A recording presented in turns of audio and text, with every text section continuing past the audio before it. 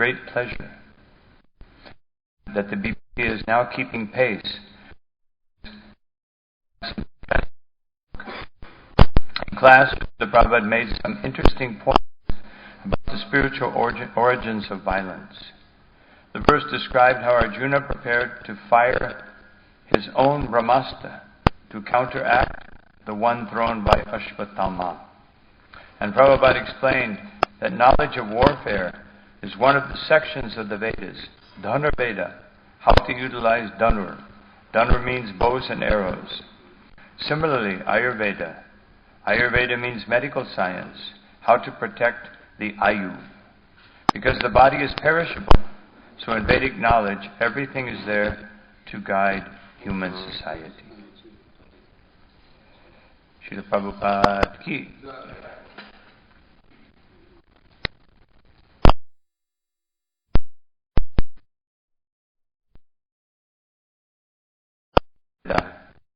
One can devote Prabhupada that in modern warfare they have machine guns and cannons and all kinds of things like that. So, Srila Prabhupada, they asked him, if we as devotees have to become engaged in warfare, what will we use bows and arrows? Prabhupada said, oh no, you must use machine guns also. Otherwise, it's that Dhanur, although technically it means bows and arrows, it actually refers to fighting, weapons for fighting. So whatever weapon is needed. Of course, we don't plan on fighting, hopefully, at least not the ones. No. But we never know what's going to happen in Kali Yuga. No. We have to defend religious principles. And one of the greatest religious principles that is being neglected by the Hindus here and everywhere, and here in Trinidad also, is the cow. So you care for the cow. Right? When they get old, you also care for them. He said, no, get old, I sell them.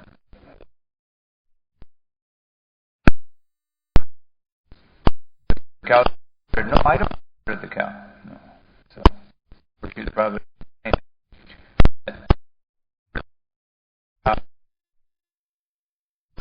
the cow, transports the cow, kills the cow, buys the meat, and all of them are in the same sinful activity. Therefore, the point is that it's required that one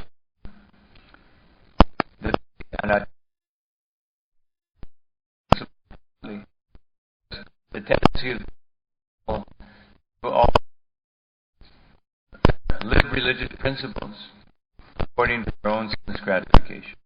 This is, of course, what we're on is very much. This is a very, very important point that in the Bhagavatam, the story of Puranjan wants to adjust principles to his own satisfaction.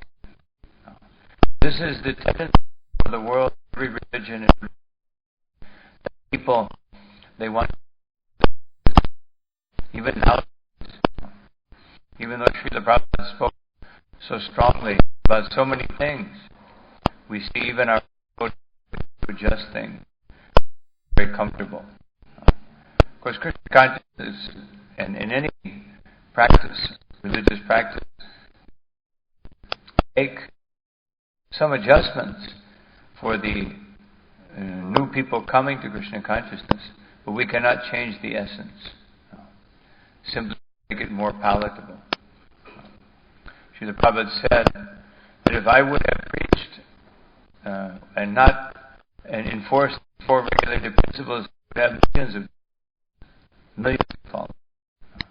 But because of these 4 regulated principles, only a few people are coming. But Prabhupada said, this is required. And the 4 are not even spiritual principles. They're simply principles of human life. If human platform, then how many will come to pure Krishna consciousness? Therefore, Rupa Goswami says that bhakti is very, very rarely found. But and out of our ego, we think that yes, I'm very wonderful, very nicely situated. I've been around here 15 years, 20 years, 25 years. Srila Prabhupada to Bhaktivedanta Saraswati Thakur in his Vyasa offering. I know that I have many crores of births to live in this material world. The only thing I request, by your mercy, that I can somehow or another remember Krishna. So this is how the pure devotee thinks. And the neophyte devotee thinks, I'm almost there. And I'm probably more elevated than most people. There may be someone more elevated than me, but I will surpass them. So this is the neophyte devotee. So we have to, as Srila Prabhupada is explaining here, he's explaining very basic principles. And until we can imbibe those basic principles, then we can hear, yes, we can hear about, Srila Prabhupada has given us Krishna book, Chaitanya Charitamrita, and so many shastras have been translated by different Vaishnavas and devotees. So we can hear them, but we should concentrate on that particular part of Bhagavatam or Bhagavad Gita that will bring us to the next platform of understanding in Krishna consciousness. Today we're reading from Srimad Bhagavatam, 4th Canto, Chapter 26, Text 22. Jaya Radha Madhava Kunja Bihari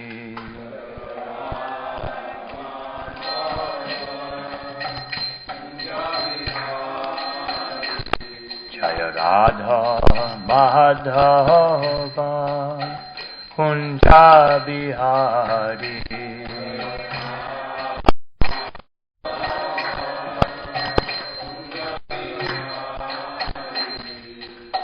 Gopijana Vallabha Girivardhari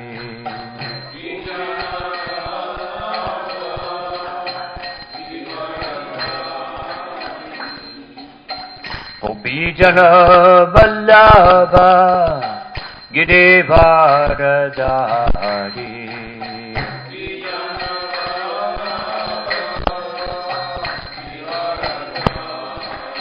Yashodanandana Vraja Janaranjana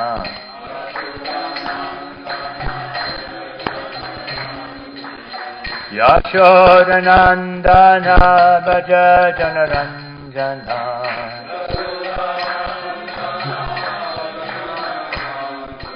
Yamuna Tiravanachari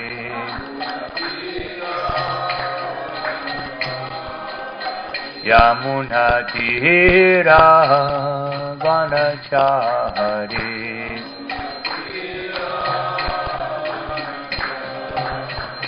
Jaya Radha Madhava Kunja Bihari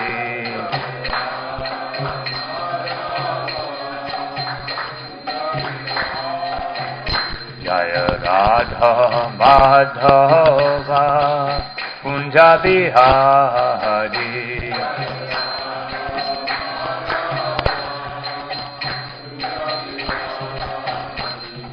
Gopijana Vallabha Girivardhari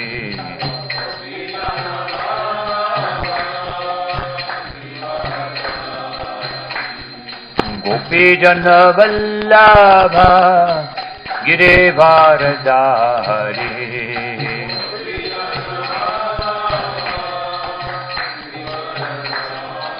Yashodanandana Vraja Janaranjana Yashodanandana Vraja Janaranjana Yamunatira Vanachari Yamunatira Vanachari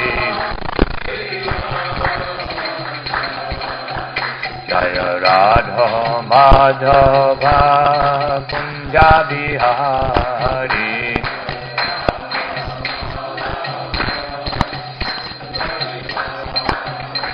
Jaya Radha Madhava Kunja Bihari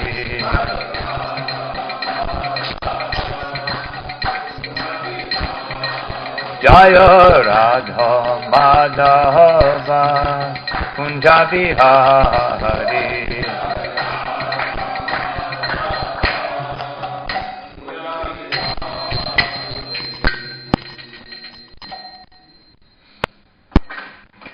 Jayam Vishnupada Paramahansa Acharya Ashtotara Shrimad Sri Bhaktivedanta Swami Maharaj Shri Prabhupada Ki His Community Shri Prabhupada Ki Ananda Vaishnava Vindhi Granthaj Bhagavatam Ki Tagore Pamandi These all glory to the assembled devotees. Glory to Shri Guru Shri Gaurang. Om Namo Bhagavate Vasudevaya.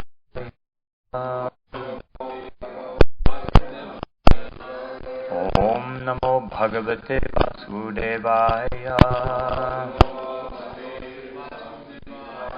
Om Namo Bhagavate Vasudevaya.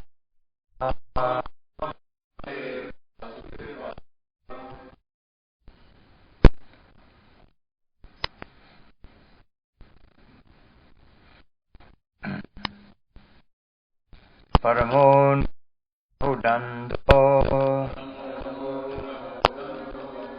Brityeshu Prabhuna Pita Lona Vedat Sandhi Pantam Mamashana Paramonugraho Dando Brityeshu Prabhuna Pita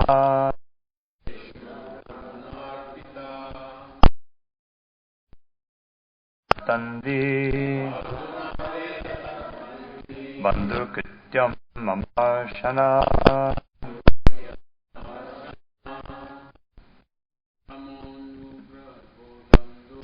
Paramonugrando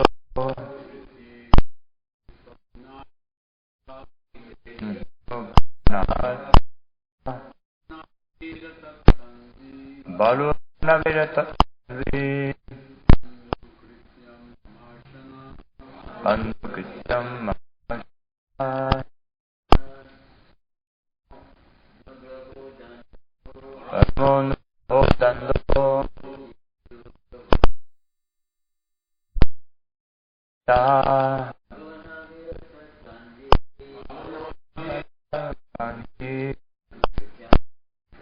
Bandukrityam Mamashana Paramonugrando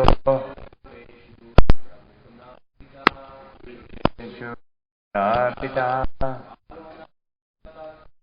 Balona Vedata Bandukrityam Mamashana Paramonugrando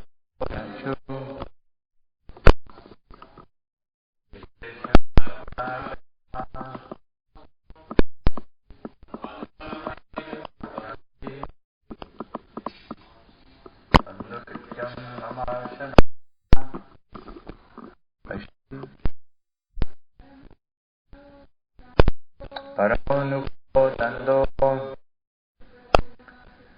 Jeshu Nata Balona Vedata Bandhu Bandukitya Marshana Brahma Supreme Anugraha mercy Danda punishment Padeshu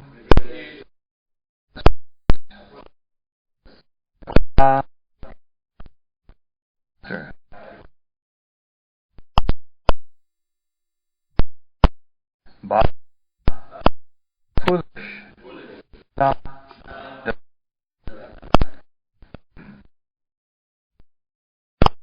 Tat that Tanvi O slender maiden Bandhukitam duty of a Amarshana angry. Translation purport by His Divine Grace Srila Prabhupada. And dear, when a master chastises the servant should accept this mercy. One who becomes must be very foolish not to know that such is the my dear maiden. When a master chastises, accept this. The servant should accept this as a great mercy. One who becomes angry must be very foolish not to know that such is the duty of his servant. It is said that when a foolish man is instructed in something very nice, he generally accepts it. Indeed, actually, such anger is compared to the poison of a serpent.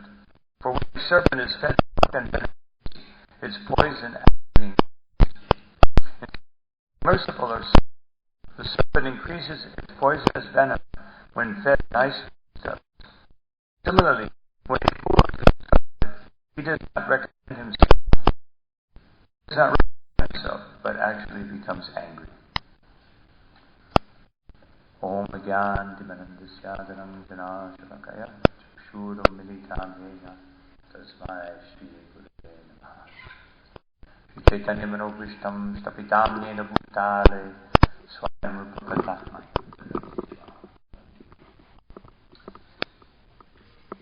This verse is an extension of the previous verse where Paranjan said, "My dear beautiful wife, when a master accepts a servant as his own man, but does not punish him for his offense, the servant must be considered unfortunate."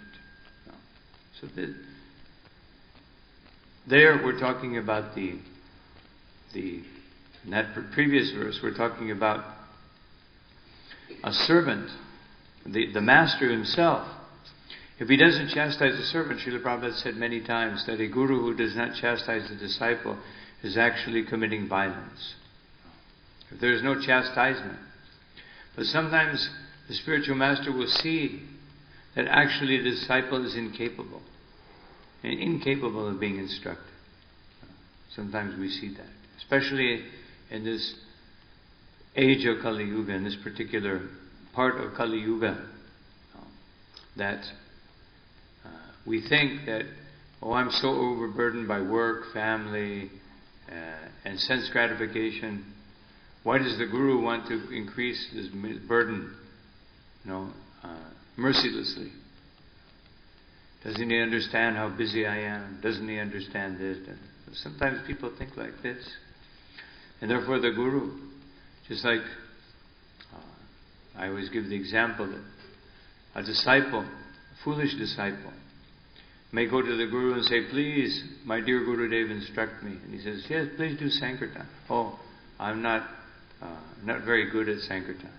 "Well then, worship the deity." "Oh, I don't know how."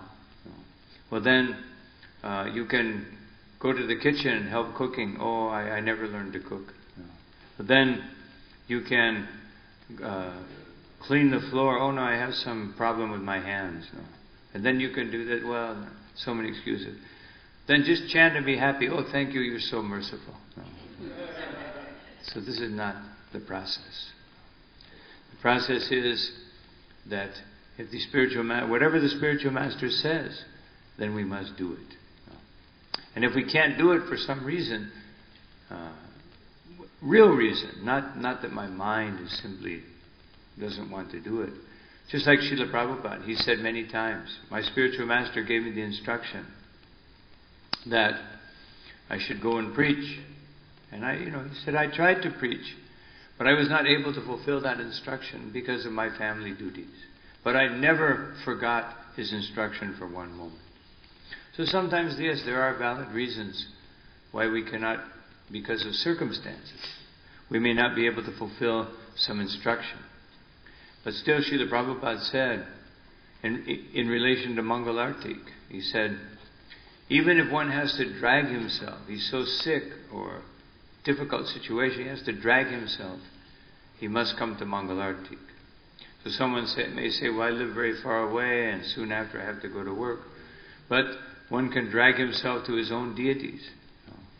Otherwise, if we can't come to the temple, that doesn't mean that the principle of Mangalartik should be avoided, or that the principle of hearing Bhagavatam, or the principle of hearing Srimad Bhagavad Gita, or other Shastras should be avoided or should be neglected. No, these are not activities for the temple. These activities are carried out in the temple in a more potent way because there is assembly of devotees. Of course, sometimes we see Bhagavatam class, there's not much of an assembly. No. More or less a few devotees, sparsely situated. But the point is that the principle, Srila Prabhupada said, the principle is that we must hear and we must chant. Not that one chants rounds when one lives in the ashram or until one gets initiated and then no more chanting.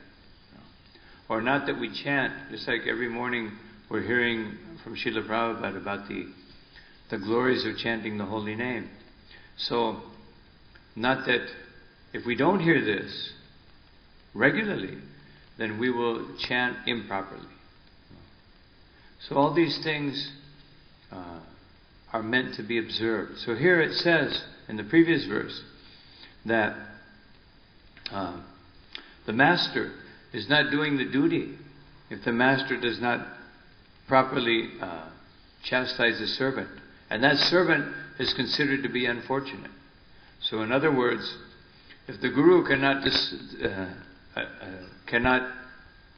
correct or cannot instruct a disciple, that disciple must be very unfortunate. If the guru is qualified. If the guru is not qualified, he may think, I don't want to chastise him, otherwise he won't give me a donation. So let me just speak very nicely. Let me speak very nicely and then he'll give me a nice donation or do some nice service. That is, as Srila Prabhupada says in Chaitanya Charitamrita, that is the nature, that this type of guru who becomes the servant of a Vishayi disciple, they will both go to hell together. They can keep company together in hellish existence. So the real guru, the Sat Guru, his duty is to instruct the disciple. And if he cannot instruct, if he's actually qualified, it means that the disciple is very unfortunate. That the disciple is not willing to take that instruction. So then, the next verse, which we're considering, of course, Srila Prabhupada gives the classic example in the previous purport, Tate nukampam susamikshamana vungjane vatmakitam vipakam. That a devotee, as far as taking instruction, a devotee is thinking that the only way to advance in devotional service is to get instruction from Krishna. And in that particular verse spoken by Lord Brahma, anukampam means mercy. So therefore, if we take it in the context of these verses, we can see that instructions are the greatest manifestation of mercy. They are the greatest blessing. It's like people always ask the guru or the sadhus, they say, please give me some blessings, please give me some benedictions. But the real benediction is that you get some instruction. Tasmat Guru Prapadyeta Jigasu Shreya Uttamam. In the Bhagavatam, it says that one should take spiritual initiation when one is desirous of understanding the ultimate purpose of life. Otherwise, there's no need to take initiation. As Srila Prabhupada said, what is the use of keeping the gurus like a mascot? Of course, the real guru will not be kept like that. Just like when Srila Prabhupada was the first time he came to hear Bhakti Siddhanta Saraswati Thakur. So he came in, he sat down, and there was another man, very wealthy man, who sat down next to him, close to him. And so Srila Bhakti Siddhanta Saraswati Thakur, he came in, and he saw this man, and he said, "So, you are sitting on the same platform of the Guru." He said, "Don't think, Baba, that you give some donation and you can purchase me." So the man immediately sat down on the floor. And Srila Prabhupada said, "I was also sitting on that level." And Prabhupada said, "Of course, I was very new, so I did not get down immediately, but next time I came, I sat on the floor." So, sometimes it takes us a little while to learn. But we have to understand that real mercy doesn't mean that we get some material blessing. When Mahaprabhu was going to chastise Advaitacharya along with Nityananda Prabhu, he met this so-called fallen Kali Yuga sannyasi who had a wife, or I don't know, his wife or some kind of companion, female companion. And so he said, "Please give me some blessing, Maharaj." And he said, "Yes, may you have great fortune, wealth, children, nice home, and a beautiful wife." And Mahaprabhu said, "Coming from a sannyasi, this seems like a curse. From a sannyasi, I expect something else, not this type of blessing. This is a type of blessing for material life. But from sannyasi, we should get the blessing, just like from the Bhagavatam. There are so many Karma Kanda sections of the Vedas that give so many instructions on Pravritti Marg, how we can enjoy this world in a religious way. Of course, nowadays people enjoy this world in a sinful way. But there's some people who like to enjoy the world in a religious way. They follow certain injunctions of the Shastras. But a real intelligent person wants to follow, not try to enjoy Pravritti Marg, but he wants Nivritti Marg. Nivritti Marg, Srila Prabhupada gave the example. Pravritti Marg, like if you have a band-aid on your arm. So Pravritti Marg means you take it off like this, one hair at a time. Feeling pain on every hair. And Nivritti Marg means you go one time, take it off. Little bit of pain, finished. Of course, that's not possible for everyone. But Srila Prabhupada said, actually, even for Grihastas, Nivritti Marg is the best path in Kali Yuga. Meaning that, of course, as Grihasta, as married person, there's some sense gratification, some enjoyment. But Srila Prabhupada said, little bit. Not unlimited, little bit. Even though nowadays, sometimes the brahmacharis and sannyasis even eat better than the grihastas. Because grihastas are working so hard, the wife is working, the husband's working, no time to cook. But when the brahmacharis have nice mahaprasadam, living in a temple, nice mahaprasadam. Of course, if they have nice mahaprasadam, then they should go out and work very hard in Harinam Sankirtan, book distribution, preaching, cleaning the temple, worshipping the deity. Not that you eat. Srila Prabhupada said, if you eat like an elephant, you work like an elephant. And if you eat like a bird, if you work like a bird, then you eat like a bird. If you're just studying Shastra, then you eat very little.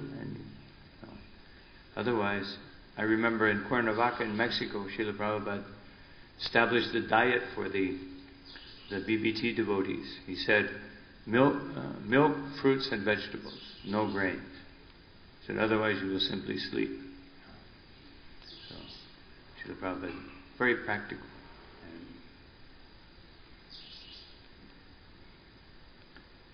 So anyway, going to today's verse. Now, Srila Prabhupada is speaking about the unqualified servant. First he spoke in the previous verse about the unqualified master. The unqualified master that doesn't instruct the disciple or the servant. The servant becomes very unfortunate. Otherwise he's doing violence. Now, the unqualified servant who does not take those instructions but instead becomes angry. This is a fool. Srila Prabhupada's quoted Chanakya Pandit so many times on this. Whenever you instruct a foolish person, they become angry. This is not only Chanakya Pandit, this is also given in the Puranas, this statement. That foolish persons, they become very angry. So sometimes we see even a devotee when we're in on the neophyte platform. Neophyte platform means that we have so many material desires. And when we have so many material desires, then if someone interferes with our sense gratification, we become angry. If someone interferes, and even sometimes we become a little more advanced, we have some knowledge, we have some ability, but someone gives us an instruction. If there's presence of false ego, then when that instruction comes, we'll say, yeah, I know. Otherwise, instead of humbly thinking, oh, this devotee is being very merciful, even though I've already heard this, by Krishna's arrangement I'm hearing it again, probably because I need to hear it. A devotee should think like that internally. But sometimes out of false ego, I know. Yeah, you don't have to tell me, I know. So this is very common. False ego, ahankara. That we allow ourselves to be influenced in such a way, we act foolishly. Even when we are on a platform of supposedly higher understanding or a higher degree of Krishna consciousness, even then we become very foolish. Even Srila Vishwanath Chakravarti Thakur says in the Madhurya Kandambini that even one can be very foolish when one is a very, very advanced devotee, like Bharat Maharaj. Bharat Maharaj, he renounced everything. He instructed his sons, he renounced everything. He went to the forest, he was practicing bhakti up to the platform of Bhava Bhakti. But then he saw a deer and he became foolishly compassionate. So, Vishwanath Chakravarti Thakur says that one may become even an acharya and have so many followers, but the followers are always glorifying the acharya. Oh, you're so wonderful, you're so merciful, so many things. But sometimes in Kali Yuga that doesn't happen, so it's not a problem. But that's the way, by Vedic calculation, it's supposed to be. And then the acharya, if he's not fully qualified, not situated in prema bhakti, he may start thinking, yes, actually, they keep saying it must be true. All these devotees are saying the same thing, that I'm very qualified, that I'm very knowledgeable, therefore maybe it's true. So Vishwanath Chakravarti Thakur says, this is the ultimate, the last subtle manifestation of Maya. And therefore Chaitanya Mahaprabhu, what does he say? Amani namani dena. Give all respect to others and don't look for any recognition, any worship, anything like that. No. Otherwise you will be captured by Maya.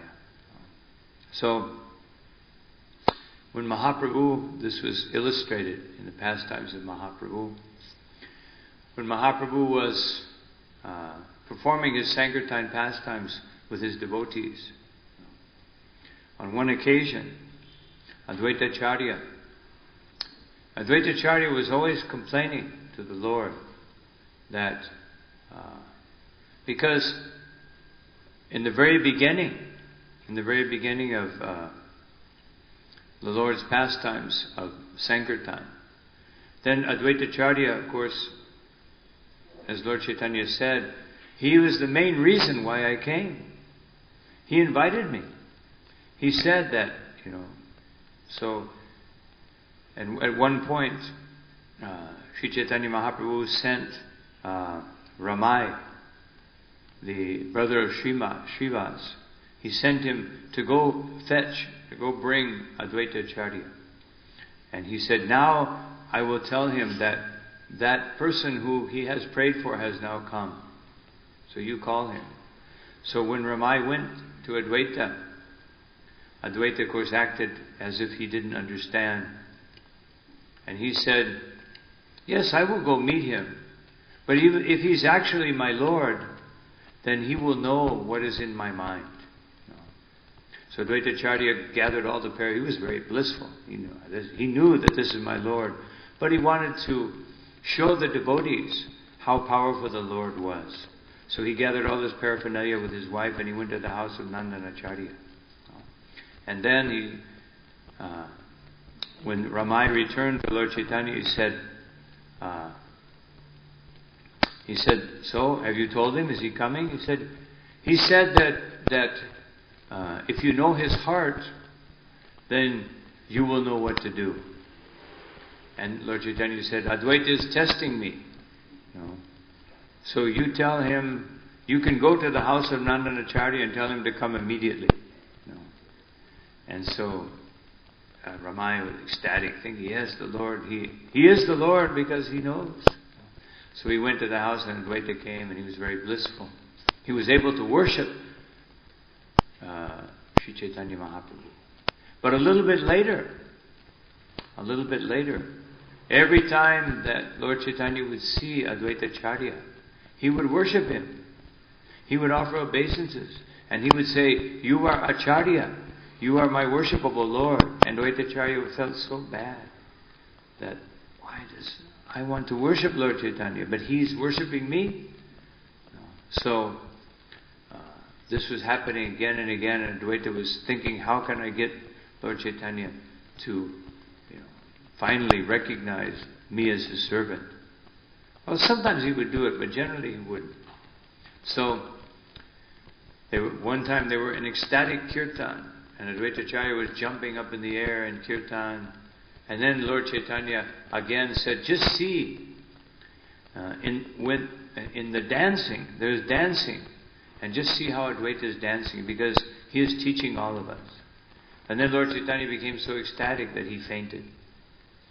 And when he fainted, Advaita Acharya went over and grabbed his lotus feet. And he put his lotus feet on his head and rubbed them, even cleaning Lord Chaitanya's feet with his hair. And then Lord Chaitanya came to external consciousness. And he said, he got up again and he said, now I'm feeling very weak. Maybe some atheist has spoken to me today. I am very unfortunate. And he said, has someone done something? No. And Advaita said, my Lord, you are so merciful that, but you don't want to be merciful to me. Why don't you recognize me as your servant? And then Lord Chaitanya, he laughed and he said, actually, you are the Acharya of everyone. And Lord Chaitanya grabbed him and they began to wrestle and fight, mock fighting. And of course Lord Chaitanya defeated him. And Advaita said, yes, my Lord, whatever you want to do with me, you can do. You are the Supreme Personality of God. So a little bit later, in another kirtan, then Advaita Acharya, Lord Chaitanya was dancing and chanting. And Lord Chaitanya, just before coming to the kirtan, he had met some Bhattacharyas.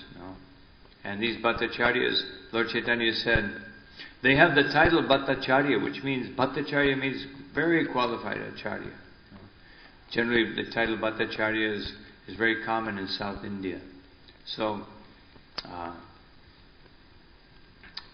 he was observing, and he said, just see these atheistic persons, how they speak to me. They said, oh, Nimai Pandit, that You think that you are so elevated, and you are chanting all night long, which is just a disturbance. Sometime soon the king will come, because you are creating such a disturbance, and he will stop you, and he will give you proper punishment.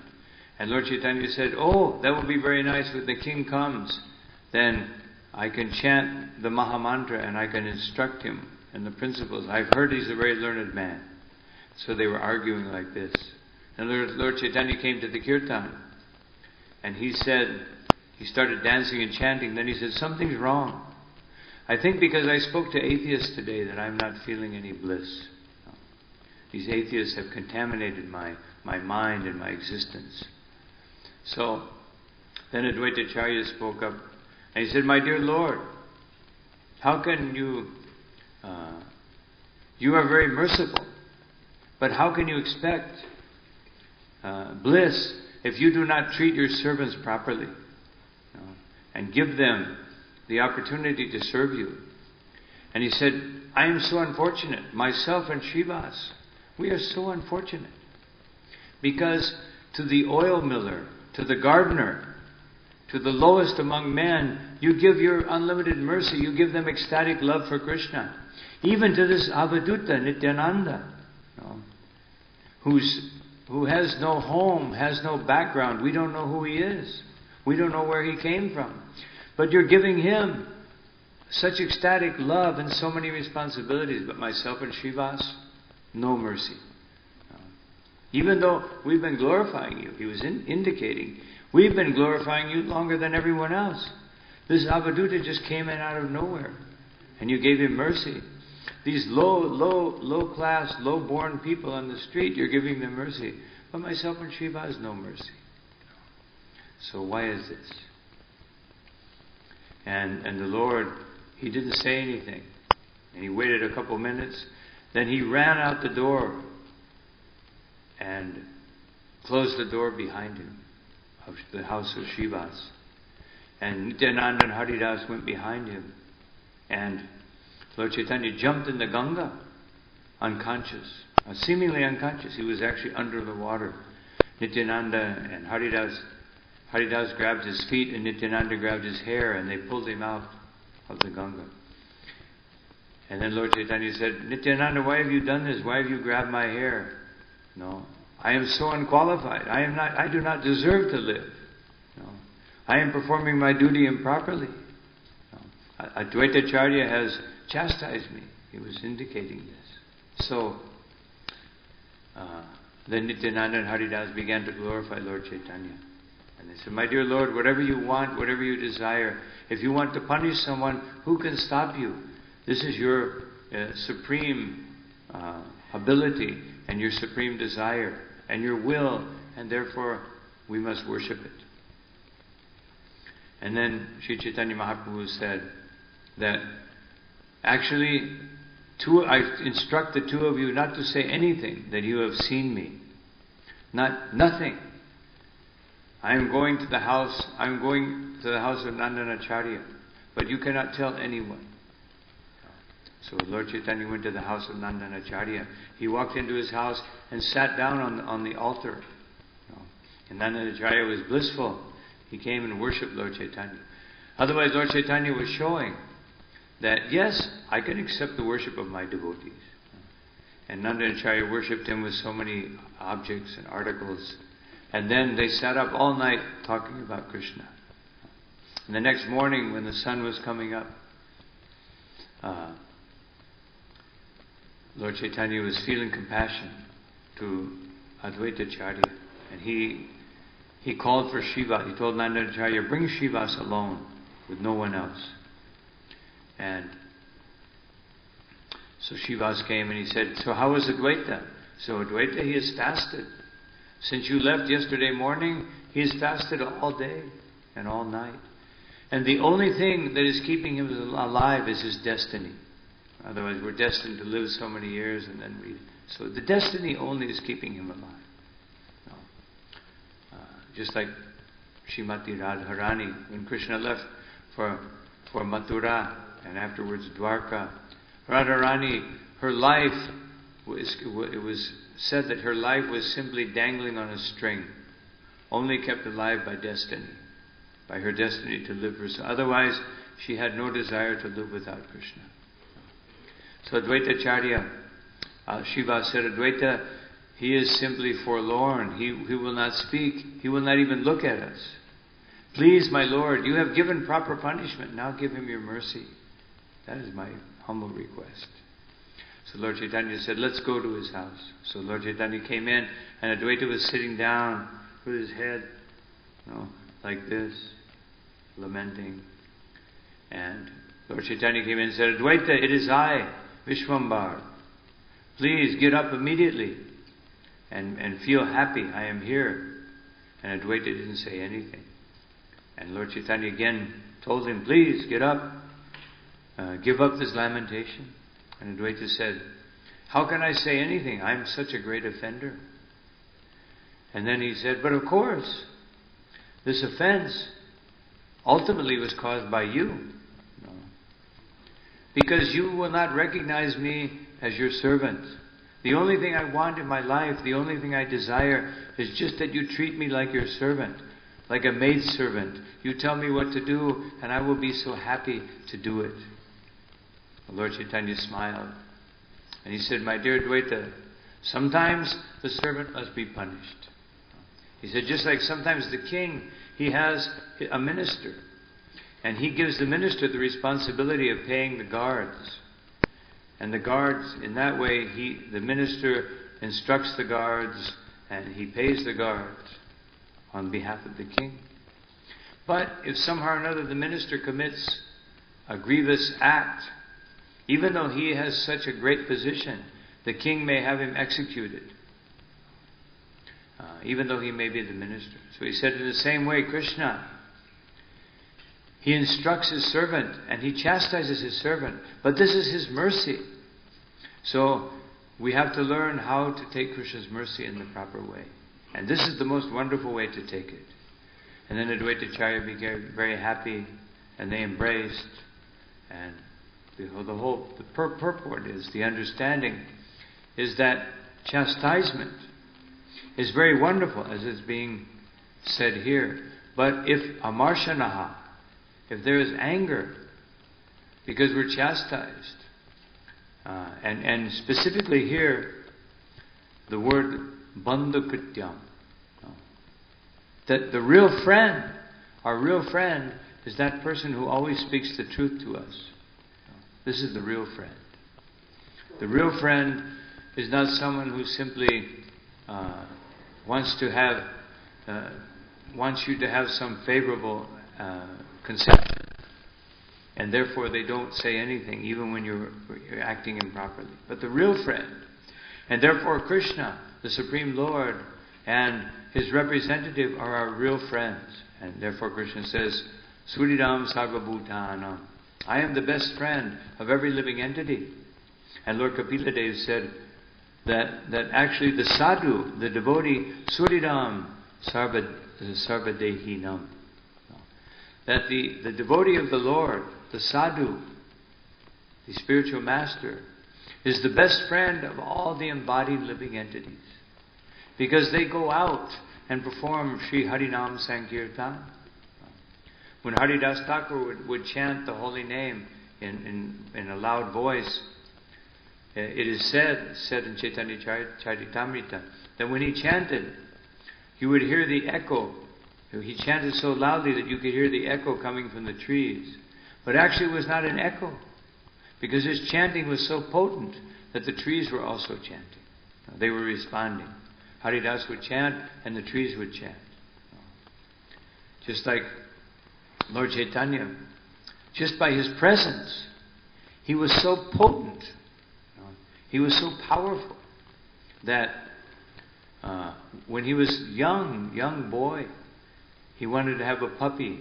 So he and his friends, there was a litter of puppies, and so Lord Chaitanya said, everyone can choose a puppy and take it home. And everyone said, Nima, you take first choice. So he chose the nicest, prettiest, cutest little puppy. And then they said, just see, You have taken the best one and left us. No, this is like young boys, they play like this. So he took the puppy home, and Mother Sachi said, "My dear son, what have I done wrong?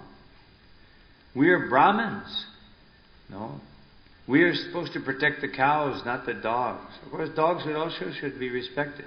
But specifically, we protect the cows, not the dogs." And so, Lord Chaitanya, he began to lament. He said, "But this is so nice puppy, I want to have it." And Mother Sachi said, "Okay, you just tie up the puppy here, and you go take your bath in the Ganga, and then I will feed the puppy, and then he'll be very happy." But as soon as Lord Chaitanya left, she let the puppy go, and he ran away. And then Lord Chaitanya came back, "Where's my puppy?" He said, "Oh, he escaped. I was trying to feed him, and he got away." So Lord Chaitanya was lamenting a little, but then some time passed. And sometime later, a few months later, all of a sudden, the residents of Navadvip, near the house of Lord Chaitanya, they saw this small dog. He came out, and he started howling, and everybody gathered around him. And then he got up on his back feet, and with his paws, he was going like this and chanting the holy name, and chanting, "Govinda, Govinda, Govinda." Everyone was surprised. And then he chanted Govinda, and he fell over and left his body. And everyone saw from the sky this chariot came, and the dog, spiritual body left the dog, and he entered into the chariot and went back to Goloka Vrindavan. Just by the touch of Lord Chaitanya. Just by being touched. So this is the mercy of the Acharya. This is the mercy of the Supreme Personality of Godhead. And if we're intelligent, we will absorb that mercy in whatever form it comes. And as long as we are conditioned, as long as we are attached to this material world, the mercy will come in the form of chastisement, of correction, of difficulties, of problems in life. And we should embrace those problems. We should embrace those difficulties as an opportunity to come closer to Krishna, as an opportunity to surrender.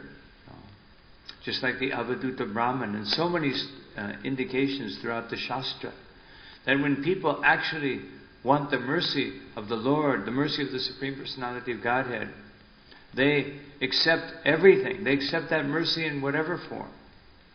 Not that we qualified mercy. I will take mercy when it comes to the form of wealth, material happiness, nice family, nice friends.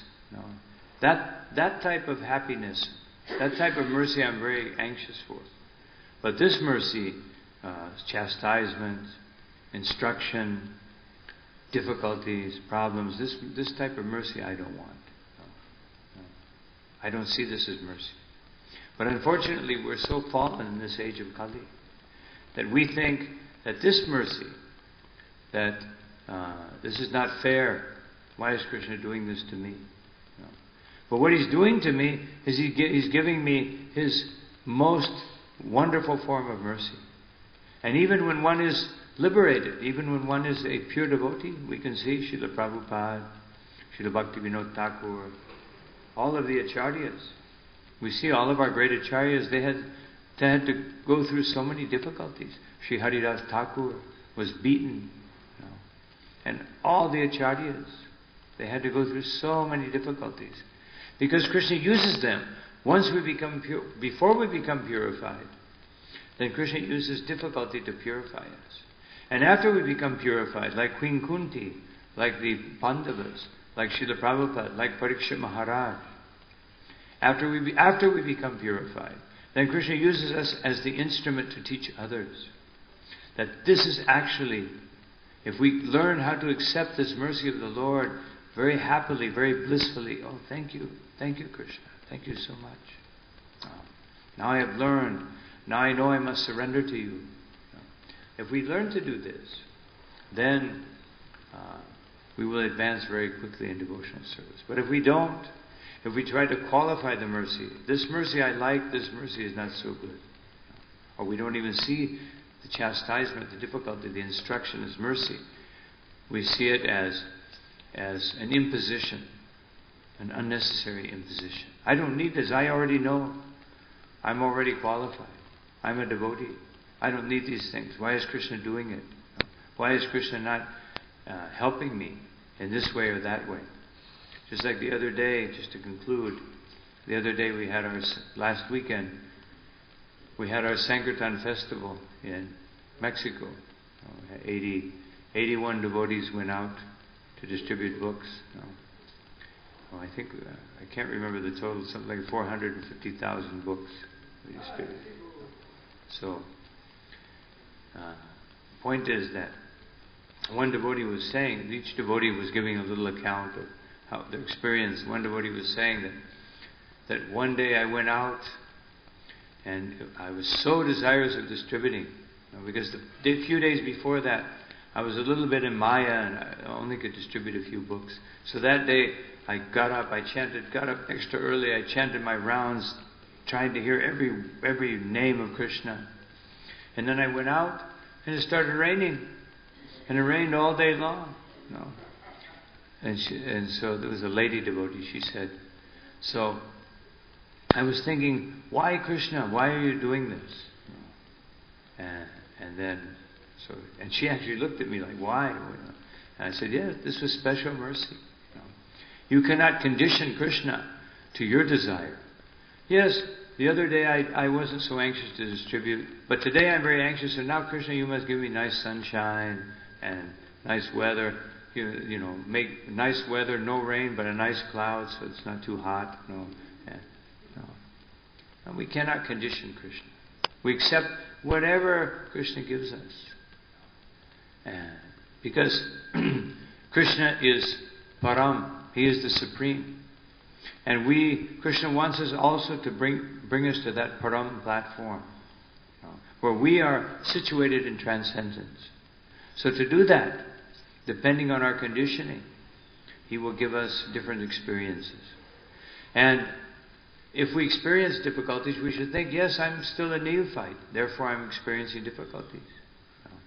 And if we experience, just like Srila Prabhupada says in 2nd chapter, 56th verse of Bhagavad Gita, purport, if we have difficulties, we should think that I deserve much more, but Krishna's only giving me just enough to teach me. And if I have good fortune, materially speaking, then we should think, even though I don't deserve this good fortune, Krishna is giving me the opportunity to perform more service by giving me all facility. So let me take advantage of it. So this is the way a devotee always remains happy and blissfully engaged in Krishna's service, without deviating, without falling into Maya, and without being on a roller coaster of spiritual existence. So these are some thoughts on this verse. I'll stop here. Any questions? Any comments? Yes, Devendra Nuji Prabhu. I didn't see you. Okay, Devendra.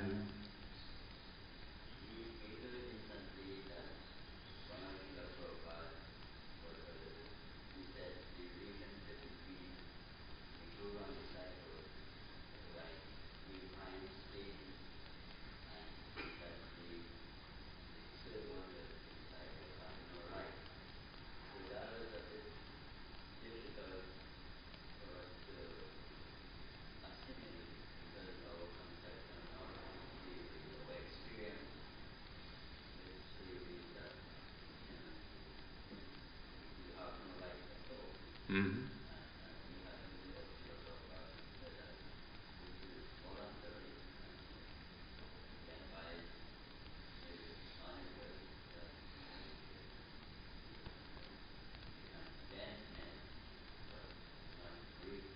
Yeah.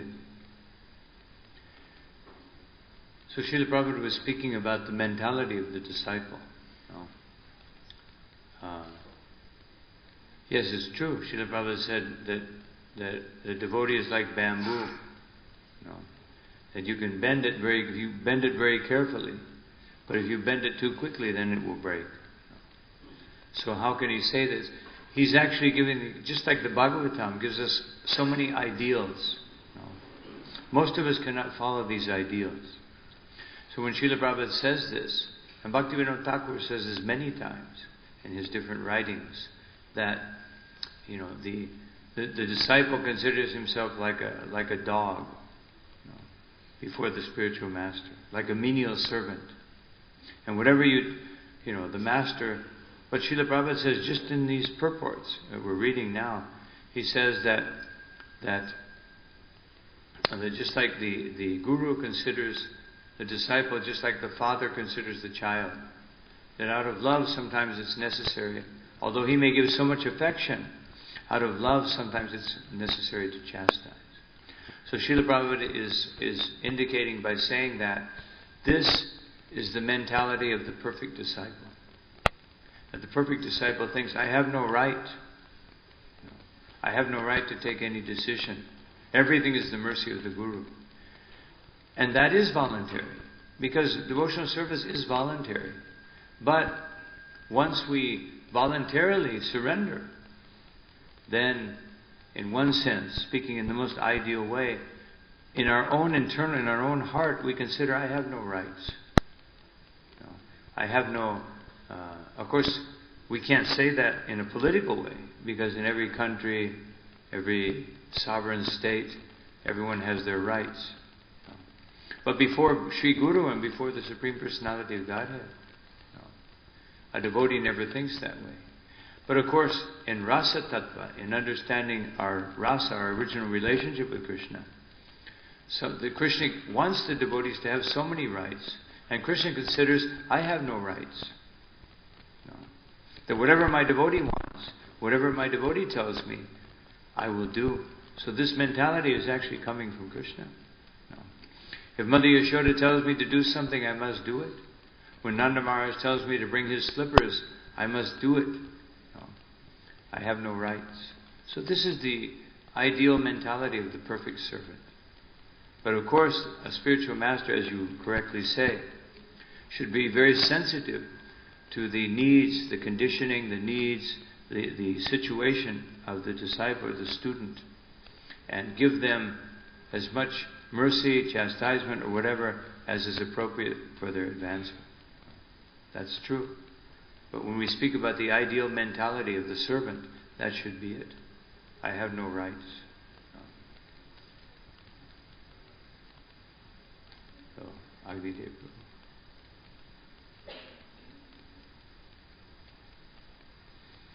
In the Krishna consciousness movement,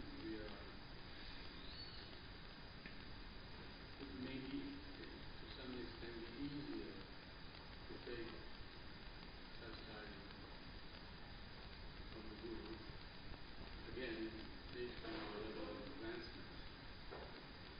Because we saw even in Prabhupada's time, there were some disciples who couldn't take it. Mm-hmm.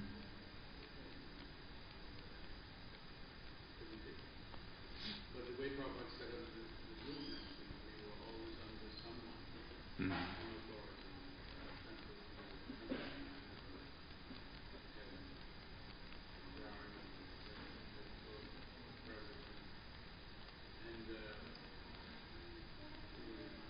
especially now, the Guru is traveling physically here.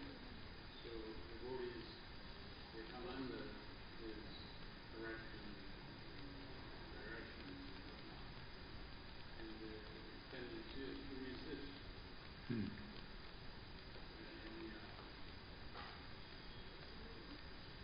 Any correction? Correction. The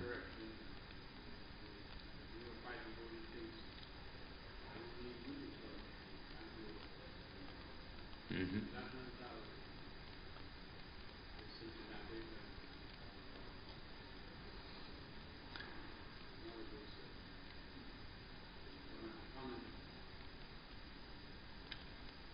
Yes.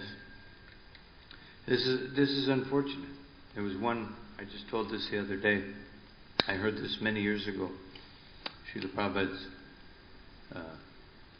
giving the class. After the class, one devotee says that, Srila Prabhupada, this is only the second time in my life I've seen you. But you say in your books that one should associate with the spiritual master, one should take instruction, but I'm not getting any instruction. And Prabhupada said, Temple President, he is Guru. No. He is representative. Therefore he is Guru. Prabhupada said, this is Parampara. No. That Parampara means the authority of Krishna. Wherever it manifests, we must respect that authority. Even Sanatana Goswami was respecting the authority of the Nawab. When he came to find what Sanatana doing, he's like not showing up for his service, his duty, his work. And when he came in, Sanatana Goswami stood up and offered respects, even though he was a mlacha. No. But he had the authority of the king. So Prabhupada says Sanatana Goswami was recognizing the power of Krishna in the kingly position. And so the point is that this is a very foolish mentality. Actually, Srila Prabhupada mentioned in Chaitanya Charitamrita that the associates of Lord Chaitanya, they got his mercy directly. But even more fortunate is someone who comes in the parampara. Because the farther you come in the parampara, the more mercy you get from so many Vaishnavas. You get Lord Chaitanya's mercy, you get Nityananda's mercy, you get the six Goswamis' mercy, you get Panchatattva's mercy, you get the mercy of all those devotees, coming from that line of of Rupa Goswami and everyone. And ultimately, the greatest mercy you can get is when we say Prabhu. Not that we just say it, we say Prabhu all the time, but when Prabhu is we see people as Prabhu from the core of our hearts. And then we accept instruction from everyone. Everything that anyone does or says is a lesson for me. This is the most fortunate position. So devotees should understand this. Otherwise, if everyone was so perfect, why would we have a temple president? If everyone knew what to do and they didn't need any instruction, why do we even have Guru? If everyone had the ability to understand Bhagavatam or Bhagavad Gita, why have Guru? Just everyone get their Bhagavatam, read it, and everyone knows perfectly how to act. But even in the Bhagavatam, there are so many varieties of instructions for different levels of advancement. So he has a very good point that devotees should not be foolish, like it says here, and think that I will only serve the Guru. This is the most neophyte position. The person who only respects the Guru. And even more neophyte than that is the person who doesn't even recognize the Guru, but just, I'm a great servant of the deity. And so I remember one devotee in Los Angeles,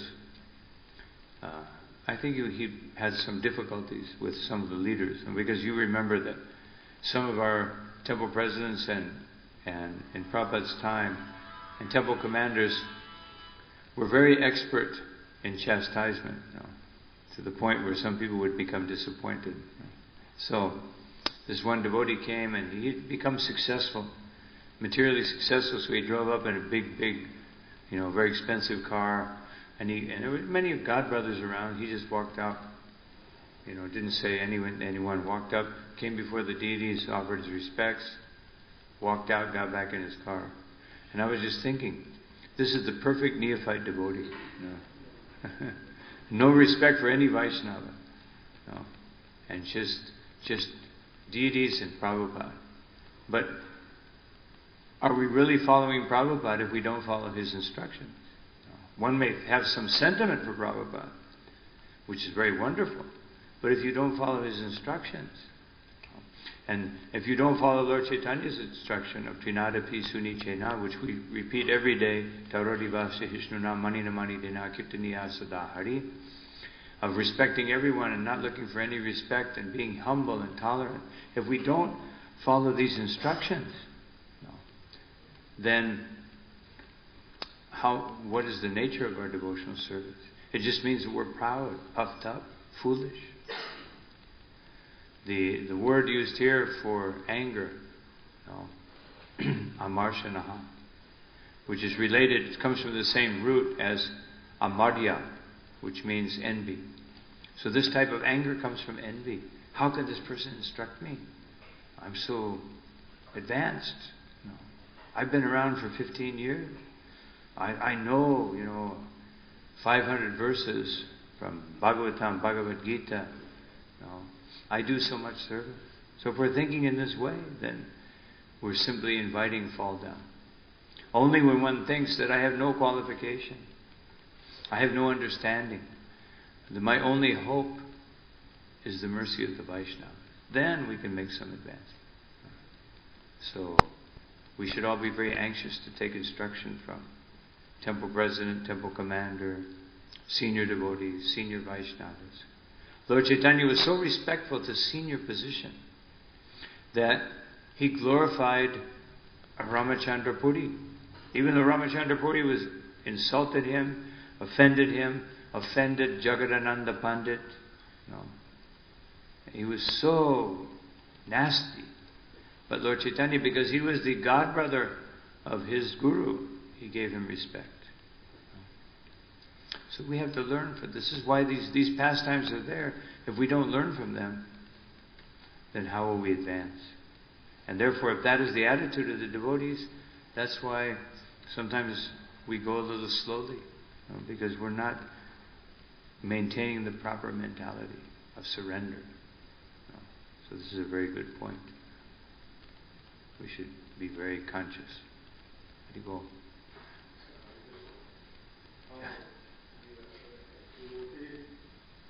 Supposed to be compassionate. But you are saying about man for us, being compassionate is there. So I want to know, to what extent to be compassionate. And you might hear to you say, well, you know, Krishna consciousness is like the stress. So I am on time with nobody. And that's their calm. So they are looking at themselves. So how do you marry the compassion? Yes, compassion is one of the most important qualities of a devotee, especially in Lord Chaitanya's movement. Lord Chaitanya's movement is based on compassion. But of course, Srila Prabhupada also said that one should not be foolishly merciful. Otherwise, we're compassionate with everyone. But one should not be compassionate, just like the example here, that you think, oh, here's a nice snake, let me give him some milk and bananas. And the snake becomes poisonous and bites you. So we should be compassionate, but if we see that by giving this degree of compassion to someone, that they become foolish, that they act improperly, or that they utilize that facility that we're giving them to do something which hinders the progress of the movement or hinders the progress of the devotees, then there has to be some chastisement, some punishment. So it requires intelligence. Compassion also requires intelligence. Just like Bhagavad Gita tells us that charity, which is an act of compassion, should be done in the mode of goodness. Then it's very beneficial. But charity done in the mode of passion is only self-serving. And charity done in the mode of ignorance is actually destructive. It actually hurts the individual who receives it.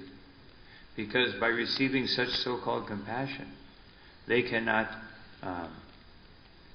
actually advance in Krishna consciousness. To the contrary, they will be encouraged to continue with their foolish activities. So it requires, just like everything in Krishna consciousness, requires studying the Shastra, hearing properly, chanting properly, so that we have the right intelligence. As Krishna says, Satatam Kirtayanto Mam, that Yesham Satata Kirtanam Bhajatam Priti Purvakam. That we should, if we're always glorifying Krishna and we're always worshipping Him with love and devotion, then He will give us the intelligence that we can apply all of these principles properly. Yes?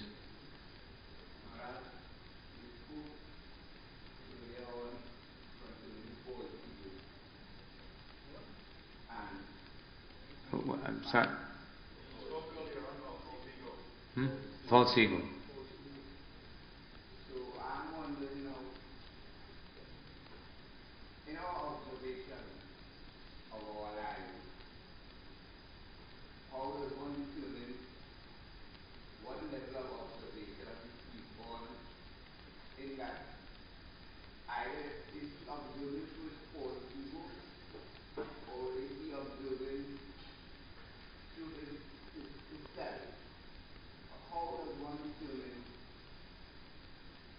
his state of observation while observing? Otherwise, how do we decide if something is from false ego or is a real vision, a real understanding? Yes. Well, first of all, we can judge from the result. No. But false ego is so prominent, even in very advanced devotees, what to speak of, neophyte devotees, that if there's some doubt, we should probably think it's most likely false ego. If there's some doubt in the mind, no. Because false ego, the results of false ego is it separates us from the Vaishnavas, no. Or it discriminates between this Vaishnava and that Vaishnava. Of course, there has to be some discrimination that, Rupa Goswami says we have to be able to identify the Mahabhagavat and serve them. We have to be able to identify the Madhyamadikari and perform service along with them. And we have to identify the neophyte devotee and wish them well, but we may not associate so intimately. That's not false ego. But judging them,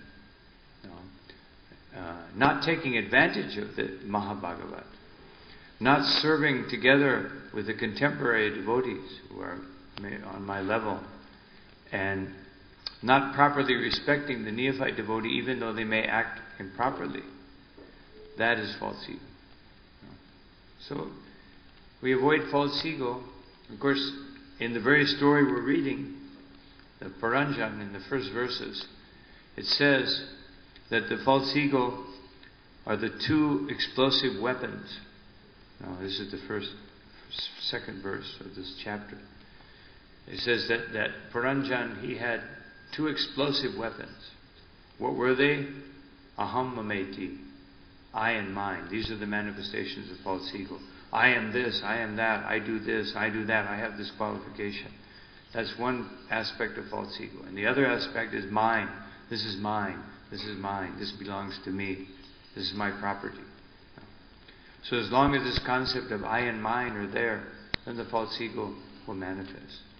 But when we actually give it up, as Krishna says, nirmamo nirahankara. Nirmamo, this is not mine, nirahankara. No, nor am I the doer. Then we can actually free ourselves from false ego. If we have some doubt, we should ask a senior Vaishnava in some certain circumstance. Is this my ego? If we don't understand, or am I acting properly and exerting some authority in the proper way? Now we can ask the Vaishnava if we have some doubt. Yes. Yes.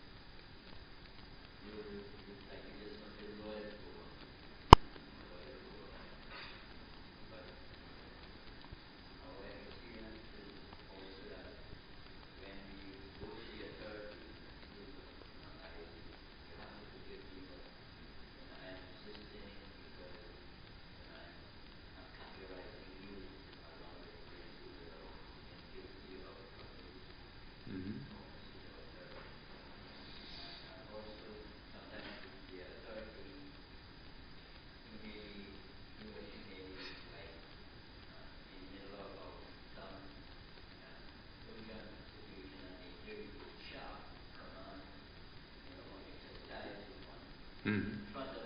Yeah, under pressure or something.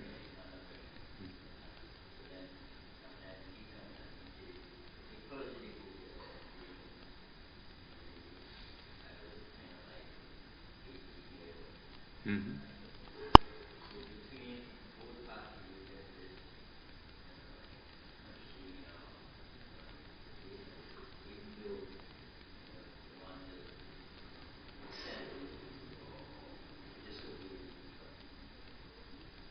Well, there's two examples I can give from Srila Prabhupada in both of those cases. Srila Prabhupada said in one letter, one devotee said, I don't agree with the temple president because of this and that. Prabhupada said, yes, you have the right not to agree, but first of all, you do what you're told, and then you humbly say that, that you can, otherwise you can object, you can appeal. But he said, until the appeal is, otherwise meaning the superior authority to that person, until the appeal is dealt with, you should try to follow. Otherwise, that's humility. In the other case, which these are good points. In the other case, Srila Prabhupada himself, one time he chastised one lady, one lady devotee. He could see that she was very affected. And Prabhupada called her back in, and he said, I'm an old man. He said, sometimes old men, they're a little grumpy. So he said, don't take it so seriously. So Prabhupada, of course, he was perfect, but she was not able to follow his instruction. But out of humility, then he, so an authority point is that if someone under pressure, like somebody didn't go on the altar on time, and he comes up and everybody's present, he says, you rascal, the deities are suffering.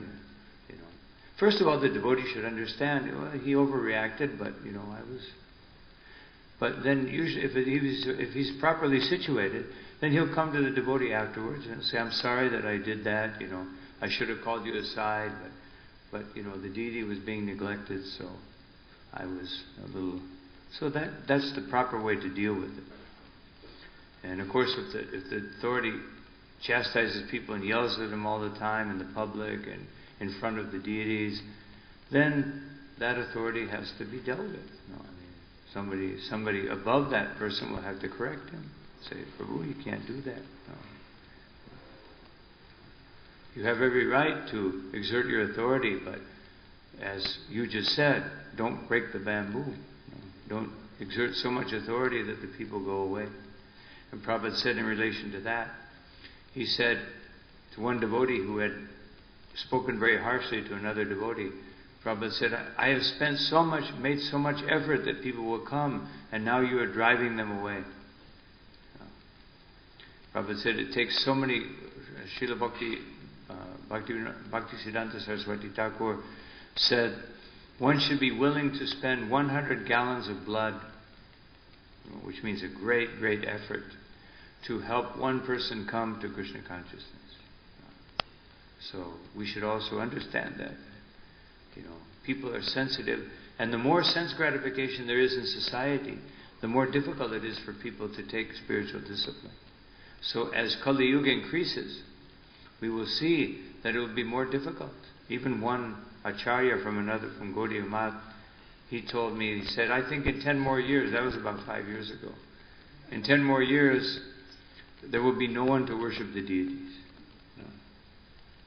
He said, I see this is happening. He said, even in his month, and we're not just talking about ISKCON, he said, people are not very willing to, he said, they're so busy making money for sense gratification that they're not willing to serve the deity. And there may be other factors, like people have to live, they have families, Also, we sometimes we expect too much from some individual, and they just can't do it. So all these things are factors, and if they're dealt with properly, if we're properly situated, all these things can be easily remedied by the examples and instructions that Srila Prabhupada gave. But if we're not so intelligent, then we'll all be fighting among ourselves, either due to too much authority, lack of authority, resistance to authority. Because authority, nobody wants authority in the material world. The reason we're here is because we don't want Krishna's authority. Otherwise we wouldn't be here. So, this is, yes.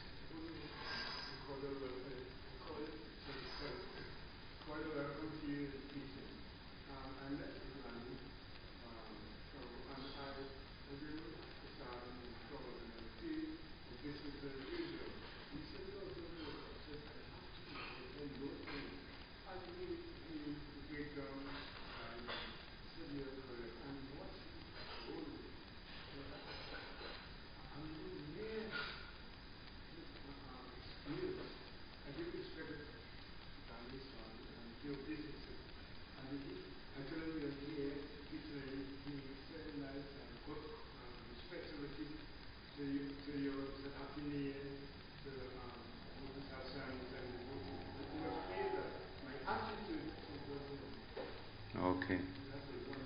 Thank you, Hare Krishna. When you see him again, tell him also a Happy New Year. If I don't see him.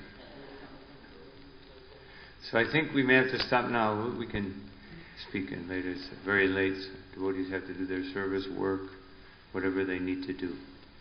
Srila Prabhupada ki, Sisi Radha Gopinath, Sisi Gaur Nitai ki jai, Nitai Gaur Premanande, Ananta Koti Vaishnava Vrinda ki jai.